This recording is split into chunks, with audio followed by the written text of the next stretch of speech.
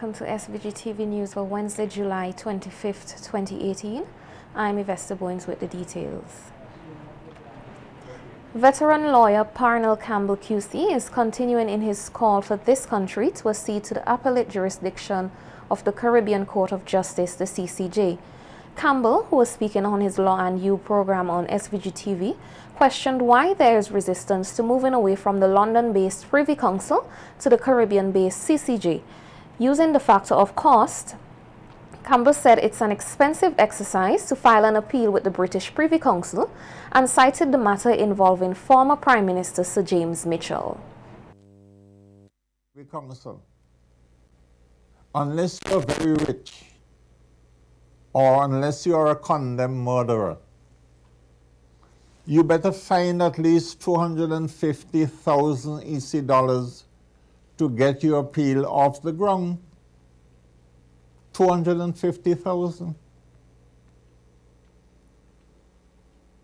A couple of years ago, when former Prime Minister Sir James Mitchell filed an appeal before the Privy Council, he pointed out that it cost him nearly $500,000 EC dollars in legal costs. Fortunately, he won the case and was awarded his costs.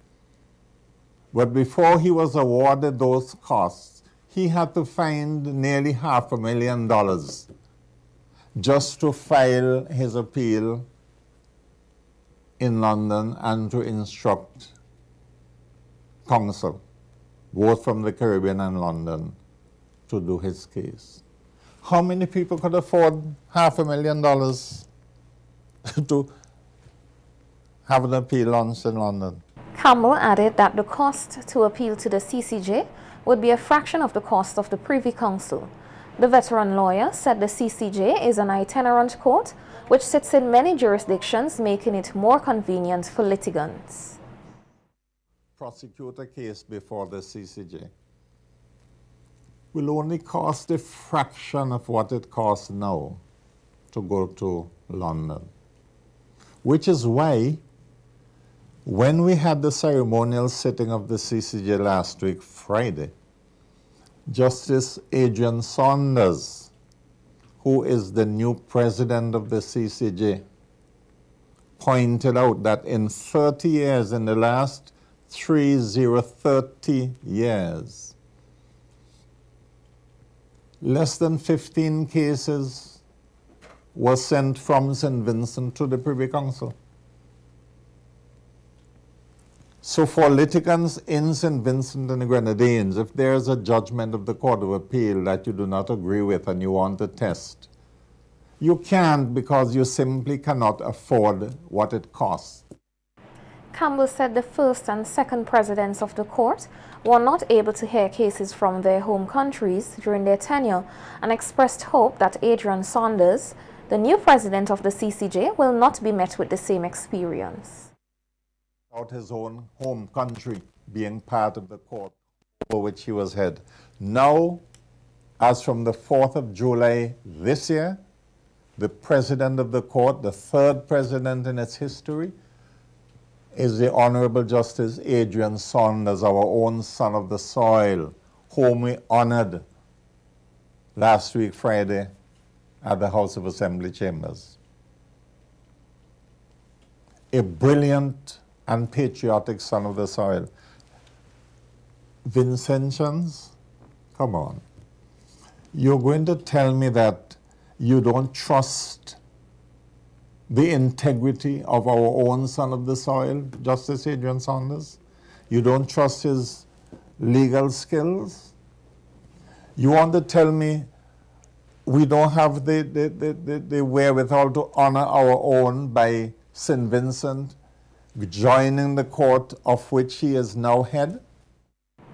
Former Prime Minister Sir James Mitchell remains firm in his opposition to have the Caribbean Court of Justice as this country's final appellate court.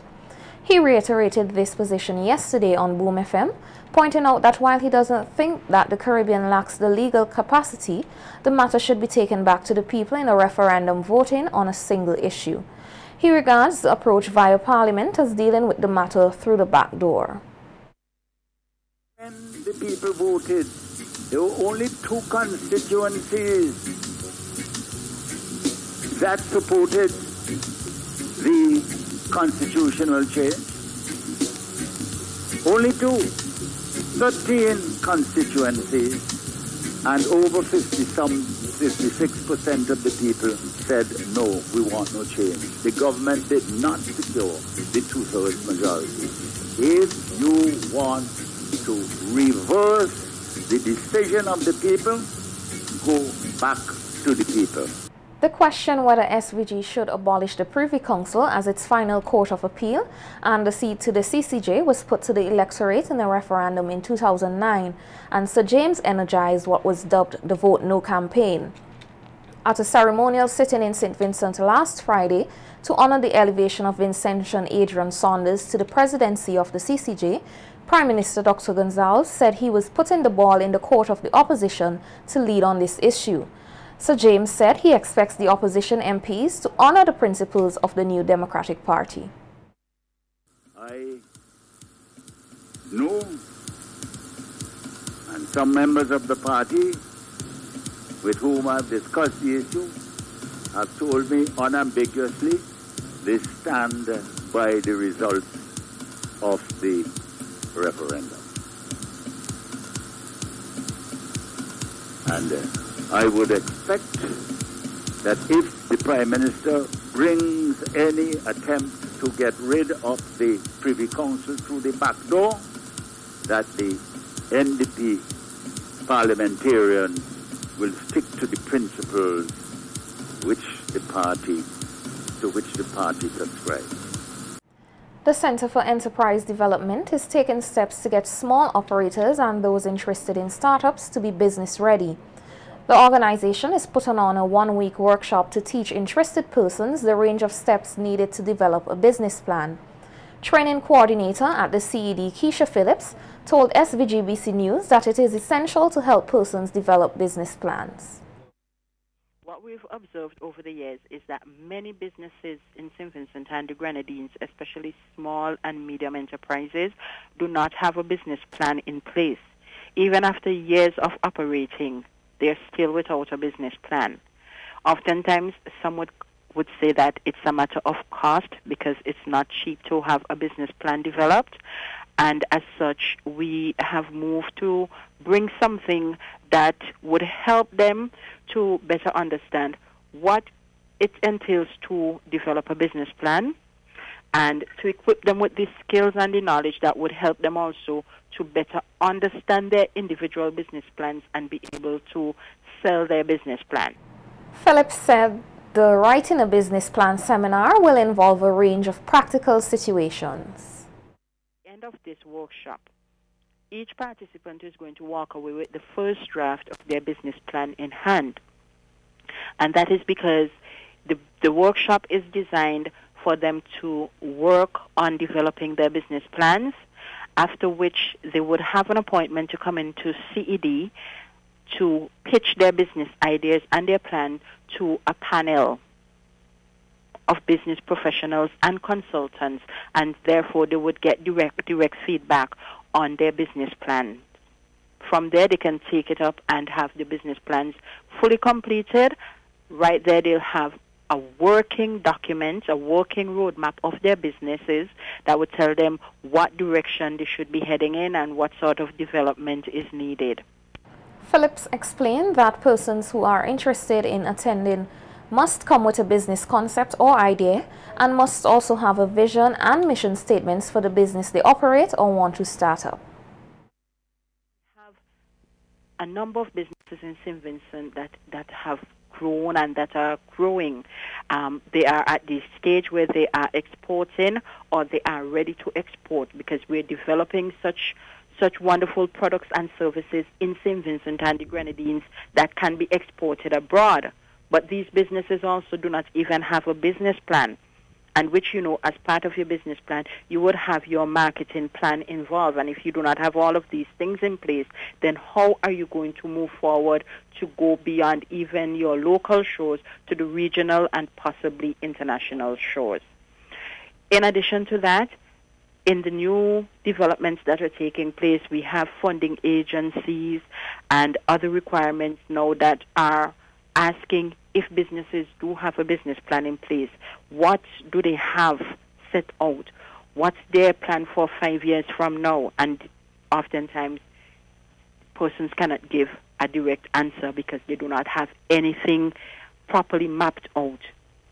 They don't have a vision, a mission, or anything for their business, and all of these things would come out in your business plan. While the seminar will run from August 6th to 10th, Philip said the CED will be following up with evaluation sessions. Evaluation assessments of those business plans.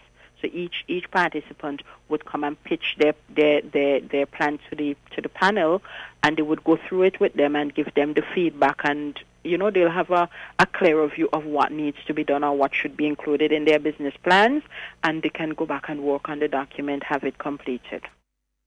The CED is asking interested participants to contact their offices to register. Teachers who completed the training workshop facilitated by the SVG Teachers Union and the Canadian Teachers Federation are being encouraged to put into practice what they have learned. Speaking at the closing ceremony yesterday, First Vice President of the Teachers Union, Vibert Lamkin, said the knowledge passed on by the facilitators from the Canadian Teacher Federation will go a long way in improving the educational outcomes of students.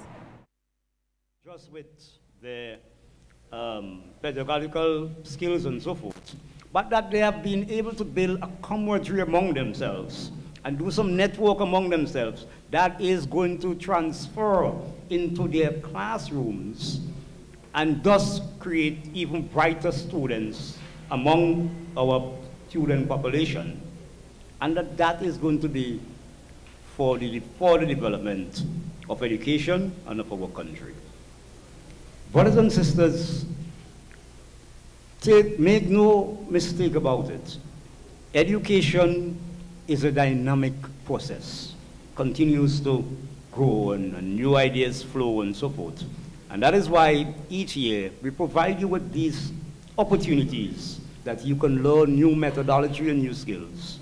But we must see that reflected in your performances in the classroom and in the performances of the students that you are entrusted with. Lampkin said the union is delighted with the way in which teachers participated in this year's workshop, and he believes the workshop is relevant for all teachers. Many of you are even more satisfied that you have come to this year's workshop, and that despite little hiccups that you may have had, that you can say to all and sundry that the workshop that we are having at the Girls' High School every year should be a must for all of our teachers to attend. I know you'll attest to that. Yes. Maths, science, language, tech work, ICT and trade union, they were all wonderfully well delivered. And I want to thank all of the local and our Canadian tutors for playing this particular role in ensuring that our teachers are well equipped. 2 local teachers and 2 Canadian facilitators highlighted what they learned and were confident that the workshop will make an impact in the classroom. I've been attending the 2018 Summer Institute program this year. I've been exposed to differentiated means of teaching and delivering lessons that are appealing to students of different abilities. And so far, I have embarked and gained knowledge of those things that I can do, those activities that I can do in order to help students who are more or less capable of learning the normal way. Instead of us teachers giving, we want the students to give us. So for example, we talked about discovery learning, inquiry learning, things that we knew before, but we just got a refresher course where they can learn information and sharpen their skills in the classroom and help develop our nation's children. Students have really gained a great deal of knowledge, not just from the co-tutor and myself leading the lessons, but from each other. We did sharing of best practice, and they can attest to how great minds can think alike, and also more heads are better than one. So it's been really, truly incredible what they say they'll take back to their classrooms come this fall. Many highly motivated, talented teachers. I can assure you that teaching of reading is in very good hands. The teachers are very confident readers, and I know that this year they're going to be motivated to teach their students using different strategies, using different methods, and especially focusing on phonics to make sure that the children in the classrooms have an opportunity to raise their reading levels. Scholarship recipients were urged to strive for the best, as they have a responsibility not only to themselves but also their society. This from legal practitioner and columnist Cecil Blazer Williams as he spoke at the 2018 SVG Teacher Cooperative Credit Union Scholarship Award ceremony yesterday. Honored as the union's longest-serving president at the ceremony by having a scholarship presented in his name, Williams extended commendations to the financial institution, which he said continues to give back to the Vincentian people. Indeed, a very important day, I believe, in my life. I appreciate very much this recognition. I'm very happy that over the years that there are so many teachers, so many volunteers who have worked in various committees and the board of directors and the staff over the years, a committed staff over the years, which have brought us to this point in time. And we have, at this point in time, a credit union which has brought, I say, many blessings on our people. Williams also encouraged the students to remember that their success will play a role in how their society develops. Try your best to make sure that you are able to make a contribution to the society. Extremely important. Just bear that in mind, that you have a responsibility beyond yourself, even beyond your family, to ensure that we have a society that is prosperous, that brings happiness to people, because that is what we need. We need peace of mind. We want to live in a society that is peaceful, that is orderly. And indeed, you have a responsibility of pretty young, very small, but that responsibility will certainly be something which would blossom as you develop. Senior Education Officer for Secondary Schools, K. Martin Jack, has called on parents to continue to provide strong support systems in the education journey of their children. Martin Jack made the comments while delivering remarks at the presentation of scholarships and book vouchers to some 72 students, compliments the SVG Teachers Cooperative Credit Union.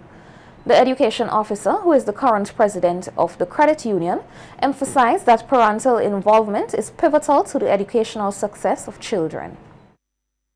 You parents to continue to be that support system in the lives of your children. We don't only want to be there when it's CPA and when it is CXC. Okay? Okay, parents? You are quiet. We want you to be there all the time, every step of the way. We need more parents who are serious about the present and future success of their children. Poor parenting results in poor academic performance by students, while excellent and deliberate parenting produce exceptional students. Continue being there for them. Martin Jack also encouraged the 2018 awardees to stay focused on their studies and to also give back to their communities. And confidence in you. Let this be your goal. The Ministry of Education and the Teachers Cooperative Credit Union are indeed counting on you. Your success is the Ministry of Education and the Teachers Cooperative Credit Union's success. Your individual victories are our country's triumphs. Give of your best. While your studies should be your priority now, grasp opportunities to volunteer your time and skills to help those who may be facing difficulties in your community, your school, and in your neighborhood. You will find this experience rewarding.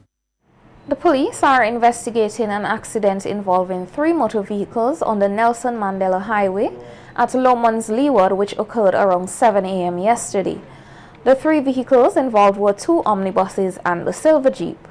Eiffel Glasgow, the driver of one of the omnibuses, is said to have sustained injuries to his elbow and was treated at the Milton Cato Memorial Hospital and discharged. One of the buses, HL695, sustained extensive damage, while the other 2 vehicles were moderately damaged.